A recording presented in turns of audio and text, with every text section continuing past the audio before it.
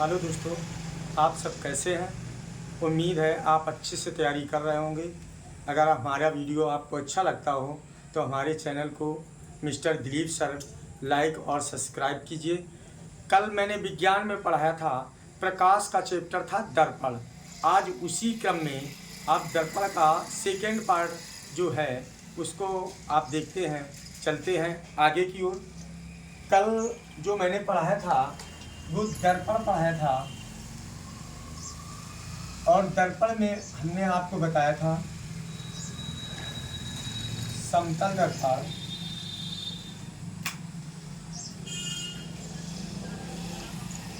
गोली दर्पण। दर्पण के दो भाग बताए थे, समतल दर्पण और गोली दर्पण। गोली दर्पण दो प्रकार का होता है। नंबर एक होता है उत्तल दर्पण और अवतल दर्पण। अवतल दर्पण, ठीक है। और दर्पण से संबंधित कुछ परिभाषाएं बताई थी। उसी क्रम में आगे की ओर चलते हैं, ठीक है। ध्यान से समझना। ये एक गोला है, कांच का खोखला गोला है। यदि हम इससे बीच से काट देते हैं और इसमें पॉलिश कर देते हैं तो ये आपका बन जाता है दर्पण। और गोले का ये मध्य बिंदु है। जब हम इसे हम क्या बोलते हैं बेटा? ध्रुव। क्या बताया था? ध्रुव। कल मैंने ध्रुव की परिभाषा बता दी थी। इसकी परिभाषा बताई थी हमने, क्या बताया था? वक्रता की। इसको क्या बोलते हैं? वक्रता केंद्र। ठीक। ध्रुव और वक्रता केंद्र के बीच की दूरी को हम क्या कहते हैं? वक्रता त्रिज्या कहते हैं। कल मैंने यहाँ तक आपको टॉपिक पढ़ाया था। चले अब आगे की ओर चलते हैं। ध्यान से समझना। जब कोई ध्रुव और वक्रता केंद्र को मिलाने वाली रेखा, इसको मैं कहता हूं मुख्य अक्ष। इसको क्या कहा जाता है? मुख्य अक्ष। इतनी बात सबके समझ में आ गई। ध्रुव और वक्रता केंद्र से होकर जाने वाली रेखा, अगर इससे होकर जाने वाली रेखा है तो उसको हम मुख्य अक्ष कहते हैं। और अगर ये आ जाए, कह दें कि ध्रुव और वक्रता केंद्र के बीच की दूरी को, तो उसको हम वक्रता त्रिज्या कहते हैं। इतनी बात समझ में आ गई। अब आ जाइए, फोकस क्या होता है? फोकस क्या होता है? मुख्य अक्ष के समांतर जाने वाली प्रकाश की किरण। ध्यान से समझना। मुख्य अक्ष के समांतर जाने वाली प्रकाश की किरण दर्पण से टकराने पर या परावर्तन होने के पश्चात इसके जिस बिंदु से होकर गुजरती है, मतलब मुख्य अक्ष के जिस बिंदु से होकर क्या होती है? गुजरती है, उसे हम फोकस कहते हैं। उसे हम क्या कहते हैं? फोकस कहते हैं। एक बार फिर समझें। जैसे ये आपका दर्पण है, ठीक। ये आपका मुख्य अक्ष है। अगर मुख्य अक्ष के समांतर जाने वाली, इसके समांतर क्या होता है? समान अंतर से खींची गई रेखा जो होती है उसे हम समांतर कहते हैं। और जब समांतर किरण चलती है तो दर्पण से टकराने के पश्चात या परावर्तन के पश्चात मुख्य अक्ष के जिस बिंदु से होकर गुजरती है उसे हम क्या कहते हैं? फोकस कहते हैं। उसे हम क्या कहते हैं? फोकस कहते हैं। इतनी बात समझ में आ गई। अब ये ध्रुव है और ये क्या है? फोकस है। फोकस को एफ से प्रदर्शित करते हैं। इतनी बात समझ में आ गई। तो परिभाषा क्या हो गई? मुख्य अक्ष के समांतर जाने वाली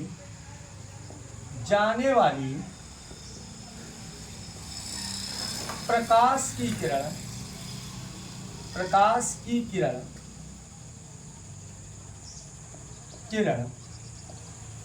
मुख्य अक्ष की जिस बिंदु से होकर गुजरती है, बिंदु से होकर क्या होती है? गुजरती है। उसे फोकस कहते हैं। उसे क्या कहते हैं? फोकस कहते हैं। फोकस कहते हैं। इतनी बात समझ में आ गया। इसे किससे प्रदर्शित करेंगे? इसे यप से प्रदर्शित करते हैं। किससे? यप से प्रदर्शित करते हैं। इतनी बात सबके समझ में आई। आगे चले। अब इधर ध्यान से समझना। ध्रुव ये हुआ और फोकस ये हुआ। ध्रुव और फोकस के बीच की दूरी को हम फोकस दूरी कहते हैं। किसके? फोकस दूरी। फोकस दूरी। फोकस दूरी क्या होती है? ध्यान से समझना। ध्रुव और फोकस के बीच की दूरी। और किसके? फोकस के बीच की दूरी। के बीच की दूरी को क्या कहते हैं? फोकस दूरी कहते हैं। दूरी कहते। उम्मीद है कि ये चीजें आपको समझ में आई होंगी। अब आगे की ओर चलते हैं। ध्यान से समझना।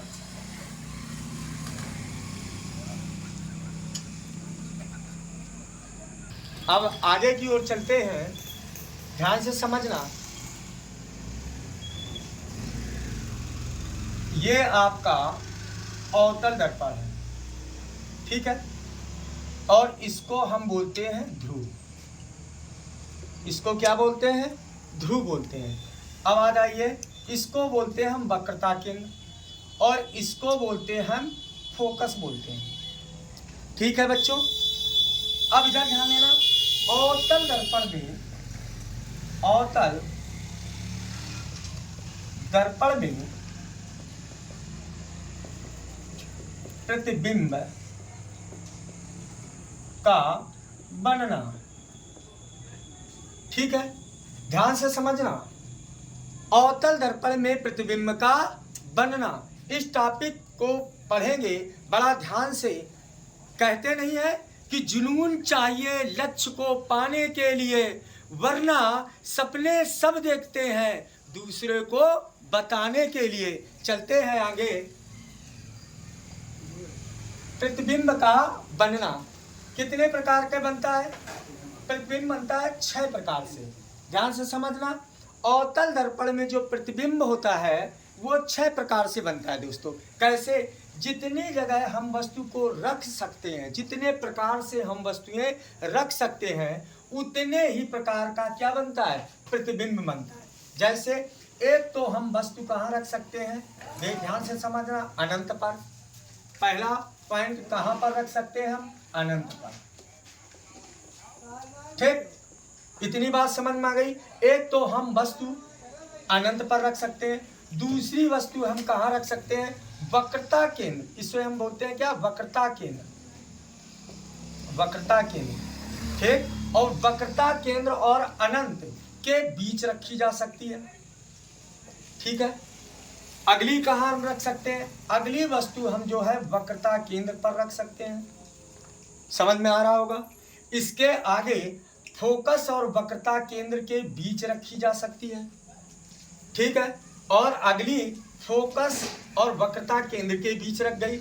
इसके बाद अगली वस्तु हम रख सकते हैं फोकस पर। इसके आगे हम रख सकते हैं ध्रुव और फोकस के बीच। तो आपको समझ में आ रहा होगा कि अवतल दर्पण में जो प्रतिबिंब है वो हमारे 6 प्रकार से बनता है, ठीक। नंबर 1 कहां पर बनता है? ध्यान से समझना। कहां कहां बनता है? नंबर 1, जब वस्तु कहां पर हो? जब वस्तु अनंत पर रखी हो, अनंत पर, ठीक। दूसरा पॉइंट कहां पर रखी हो? अनंत और वक्रता केंद्र के बीच, वक्रता केंद्र के बीच में। समझ में आ रहा है। तीसरा पॉइंट किसके बीच? अनंत और वक्रता केंद्र के बीच। तीसरा पॉइंट कहां पर हम रख सकते हैं? वक्रता केंद्र पर, वक्रता केंद्र पर। समझ में आया। अगली कहाँ रख सकते हैं हम? फोकस और वक्रता केंद्र के बीच में रख सकते हैं।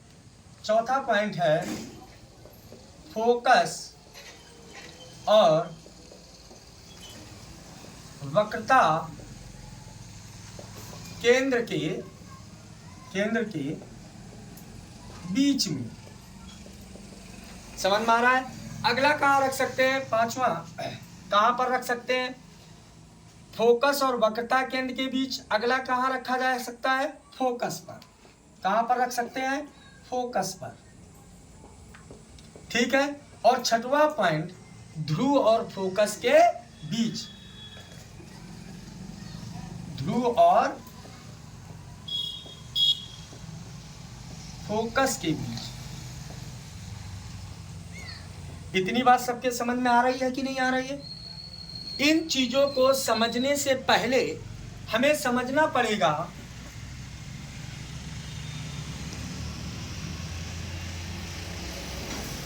पड़ेगा कि अवतल, इन चीजों को समझने से पहले हमें इन चीजों को समझना पड़ेगा कि एक तरफ, इधर ध्यान से समझना, ये है अवतल दर्पण और ये है उत्तल दर्पण। ठीक। अवतल दर्पण में प्रतिबिंब जो होता है 6 प्रकार का बनता है, लेकिन उत्तल दर्पण में प्रतिबिंब 2 प्रकार का बनता है। अगर यहीं पर लेंस हो, ध्यान से समझना दोस्तों, अगर इसी जगह लेंस हो तो उत्तल लेंस में प्रतिबिंब 6 प्रकार से बनता है और अवतल लेंस में प्रतिबिंब जो होता है 2 प्रकार से बनता है। वो कैसे? ध्यान से समझिए कैसे बनता है। अब इधर ध्यान से समझना, ध्यान से। ये गोला है, ठीक, और इस गोले को अगर हम अंदर की तरफ पॉलिश कर दें तो इसका वक्रता केंद्र ये हुआ। जब हम इसके मुख्य अक्ष से ये रेखा खींच देंगे तो ध्यान से समझिए, इसका वक्रता केंद्र इस तरफ होगा, फोकस भी इसी तरफ हो गया। समझ में आ गया? और ये इसका हो गया ध्रुव। ये क्या हो गया? इसका ध्रुव हो गया। अब याद रखना, हम उत्तल दर्पण में वस्तुएं कहाँ रखेंगे? भाई ध्यान से समझिए, परावर्तन इस पृष्ठ से हो रहा है तो वस्तुएं तो इधर रख नहीं सकते, और फिर चिन्ह परपाटी के आधार पर वस्तुएं सदैव इधर ही रखी जाएंगी। आगे वाले टॉपिक में हम पढ़ाएंगे कि चिन्ह परपाटी होती क्या है, पहले इन चीजों को समझ लें। तो एक तो हम उत्तल दर्पण में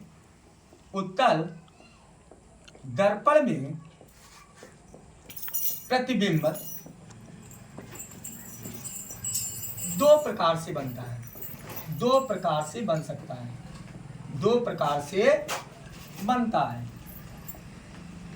समझ में आया? कहां पर? या तो हम वस्तु को अनंत पर रखें, ठीक, या ध्रुव और अनंत के बीच रखी जा सकती है। इसके अलावा इसको हम कहीं पर भी नहीं रख सकते हैं। इतनी बात समझ में आ गई? समझ में आ रहा है? जैसे उत्तल दर्पण में प्रतिबिंब 2 प्रकार का बनता है, तो इसी को आगे देखें कैसे बनता है। देख लीजिए,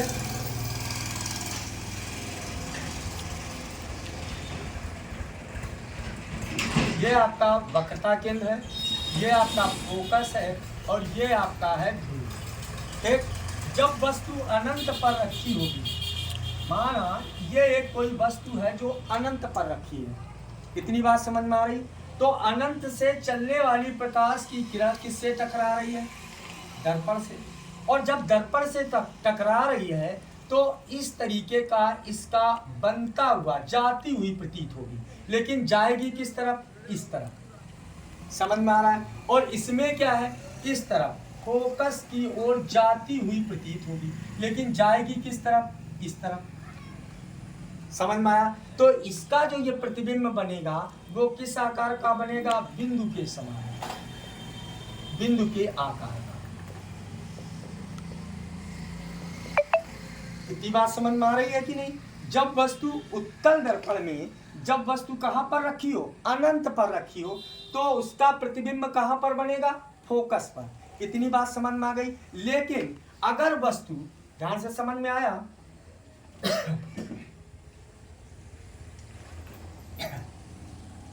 अगर वस्तु